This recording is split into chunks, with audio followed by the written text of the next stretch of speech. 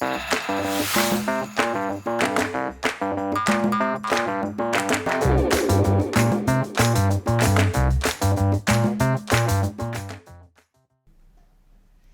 guys, I am Katherine Langlois. I am one of the dietitians here at Blue Cross. And I am Laura Badrine, the other dietitian at Blue Cross. And we are part of a care team here. We work with nurses and pharmacists and just a whole clinical team to work with our members on some of their health conditions. Today we're going to talk about some of our most popular questions we are asked by our patients. But real quick, just don't forget, I know you're watching us on one of our channels right now, but we're on a handful of social media channels, Facebook, TikTok, and I can't even think of another one, Twitter.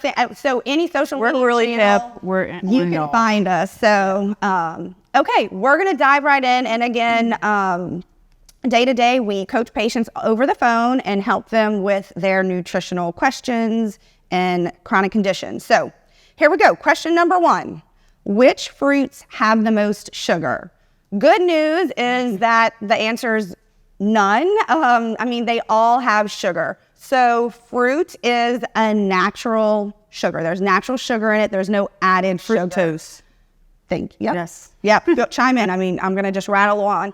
What varies is the portion. So you can't compare all fruits. So we have banana, we got a pear, we got oranges, just the 3 I have right here. But if you compare watermelon, strawberries, all that, of course, the portions vary, but it's all natural sugar. There's no fat. There's no added sugar.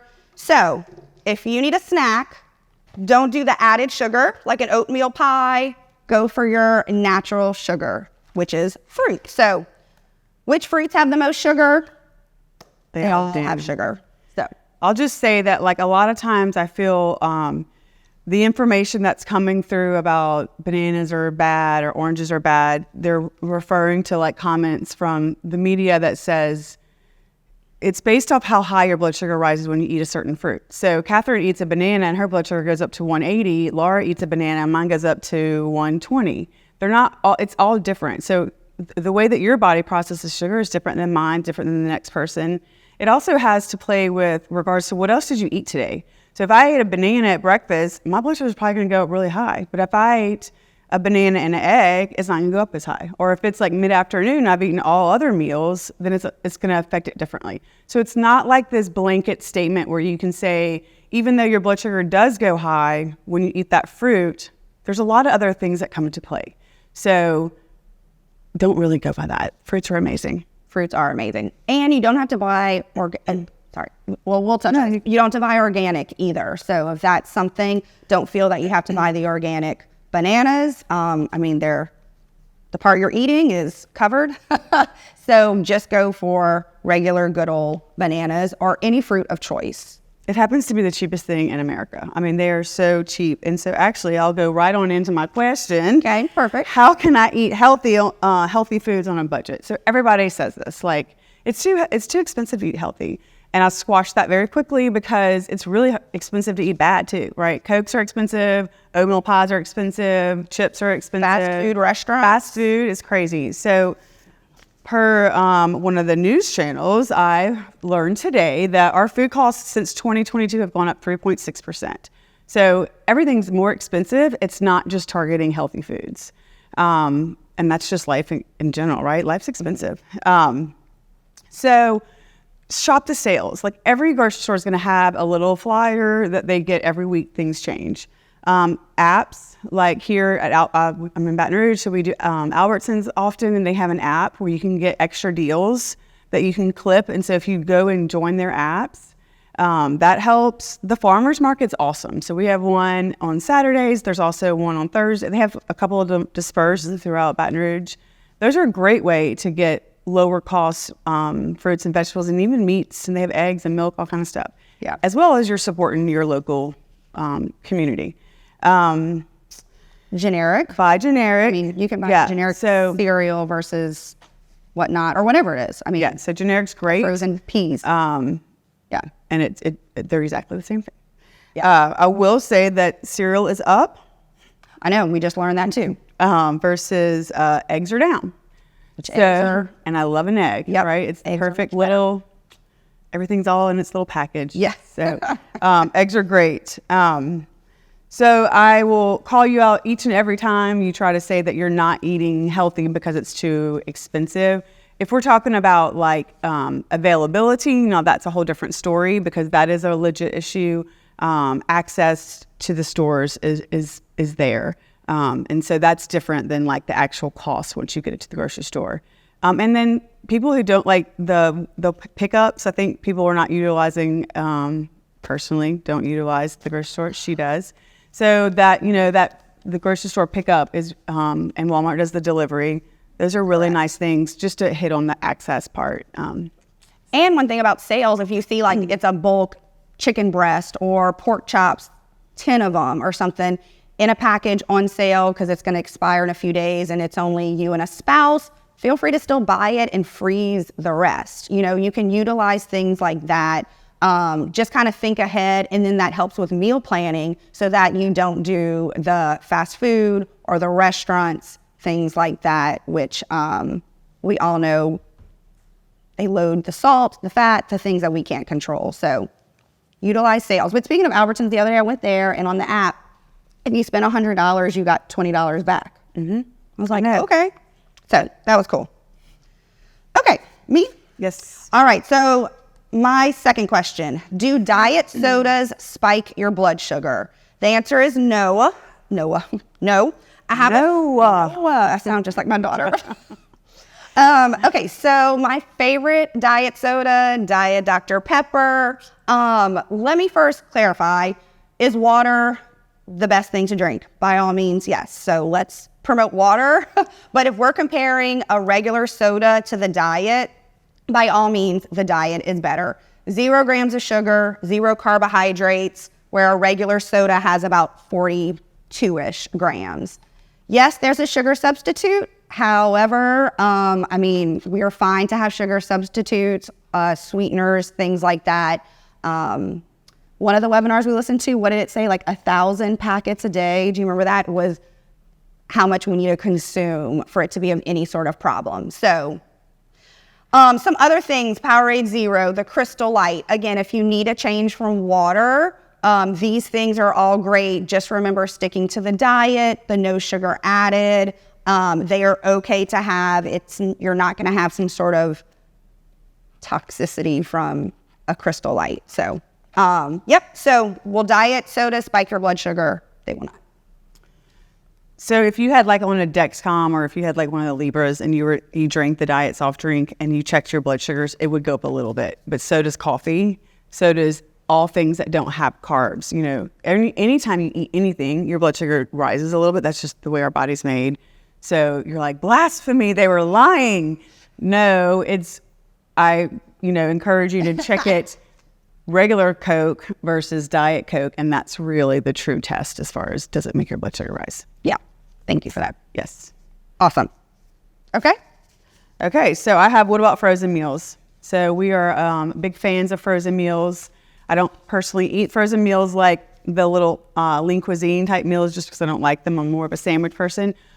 But they have a plethora of options. Like the entire aisle in the grocery store is devoted to frozen foods. So when we talk about meal planning, like it's really essential. It takes like a lot of steps out of the process. Yeah. And it makes it doesn't matter whether you are retired, you have no children, you have a family of 6, everybody's strapped for time. It's crazy to me. Like when I talk to people, I'm like, you're retired? What are you doing? But they don't have time. And so it's kind of, I've learned that it doesn't matter what your life is, but you don't have time. So we all need these little steps to kind of help, or these backup plans. So our intention was to go to the grocery store on Sunday to get all the foods for the week. Well, grandma got in the hospital, and so we're in the hospital all day, and that didn't happen. And so you have to have these little, there's a frozen pizza, and we have a bag salad, or there's, I like these little Purdue chicken patties. It's kind of like my go-to when I'm really hungry because I feel like they're very filling. And never mind, they were on the Poisoned podcast that I just watched. I'm like, oh my God, should I throw them away? Okay, but they have 480 milligrams of sodium for one of the chicken patties, or just like a regular chicken patty. Oh. And that's not bad. So so the goal for sodium is 2,000 milligrams per day. So we divide that by 3 meals a day. You're looking at about 670. I just say less than 700 milligrams per meal. Mm-hmm. So I might have like 100 milligrams in a slice of bread. So I got 200 milligrams with my bread, and then I have my chicken patty at 480. So I'm 680. So I'm well within my range, and then I have my vegetables on the side. I'm good to go. And it was quick and easy. It's significantly better than any kind of fast food. And going back to cost, hello, it's expensive to eat out. Fast food is ridiculous. And packing the frozen dinners like my lean cuisines that I love to eat for lunch, and they don't have as much salt as people think. And a lot of them are under 800. So I looked at a healthy choice grilled chicken with it. So there's a healthy choice with grilled chicken and broccoli Alfredo. Mm-hmm. It had 600 milligrams of sodium. Okay. And so we have some wiggle room there. So we have a salad, we have a piece of fruit to go with it. And, it's simple. Like, you got to be real with yourself.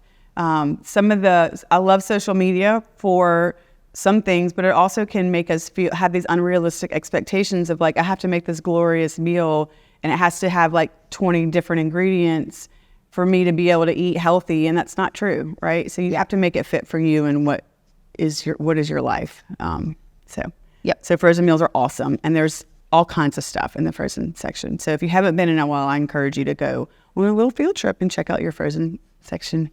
And to plug one other thing we did a couple years ago, we went into the frozen section, and we have a video of us in the whole frozen section, looking at food labels, looking at different food choices. And I think it's Romaine Calm in the frozen section. I think something like that. So, yeah. Okay, I'm going to have you do another question. I'm going to save this one for last. Okay. Should I eat 6 meals a day if I am diabetic? So I am... I feel like this probably originated back in the 1920s. I'm just kidding. Sometime long ago when it was like you got the sugar, and a lot of times people were put on insulin, and the insulin was this, we call it mixed insulin. So their blood sugars were going up and down all over the place. We've come a long way since then. And so no, you do not need to eat small, frequent meals. Not even if you're diabetic, but just regular, people who are trying to lose weight. That whole concept of like when you eat, it makes your metabolism rise is not accurate. So the metabolism boost that I may get from this meal versus the calories that I just took in totally do not equal out. And it's not factual. So I like the idea of I eat breakfast, I give my body some rest, I eat lunch, I give my body some rest. So your pancreas, every time you start eating, you start smelling food, that pancreas starts releasing insulin. And so when you're eating all the time, your pancreas is constantly on, right? And so you give your body no time to shut down and relax and just chillax, because it takes a lot for us to digest our food. So give your body some time to like kind of have a little bit of a rest too, and eat 3 meals a day as much as possible. I know between like lunch and dinner, it's a big old chunk of time. So that's a snack I think is pretty reasonable. But like don't eat it just because you think you're doing yourself good. I mean, And if you are going to do it, then the idea is that you eat half your meal right now and then the other half is later. You're not going to eat a meal now and then like a really heavy snack. Like even though nuts are awesome, they're very calorically dense. And so I'd rather you eat the other piece of your chicken and your green beans versus some nuts and cheese and a piece of fruit, that has a lot more calories. Yeah, it's all about what you're choosing. I have a lot of people that don't eat breakfast, and we work on some of these goals, but it doesn't mean go swing by McDonald's and have a McGriddle with orange juice. It's not what we're talking about. We're talking about something nutritious. Have some boiled eggs with oatmeal. Have your banana with a Atkins protein shake. Something more nutritious than kolache or something. Or Pop-Tart. Oh, sorry, I have a lot of Pop-Tart eaters. Me too. We have a lot of Pop-Tart eaters. They're very quick and easy, they are tasty. And I understand, but that's why y'all can call us and we'll help you. No. Okay, so on to my last question. All right, so leading into that, what can my care team do for me? So again, yes, so we work at Blue Cross. We work with all of our members. They call into us and we basically do nutrition education like you would see a dietitian one-on-one, but we're over the phone. We also have nurses that can work with you with the medical part of it, the medication that we're not the best at. And we also have, again, pharmacists, we have a social worker. So we have a whole care team that tries to help manage or help you deal with your chronic condition. And it's all over the phone, but we love to send our resources and try to make it very individualized depending on your lifestyle and what's going on for you. So, yeah, That's it. all right, awesome. You can call, there'll be a 1-800 number. Awesome, there'll be a 1-800 number that goes straight to our department. And of course, again, you can ask to speak to one of our care team people, that's us, and have a great day. Talk to you soon. Yeah, thank you.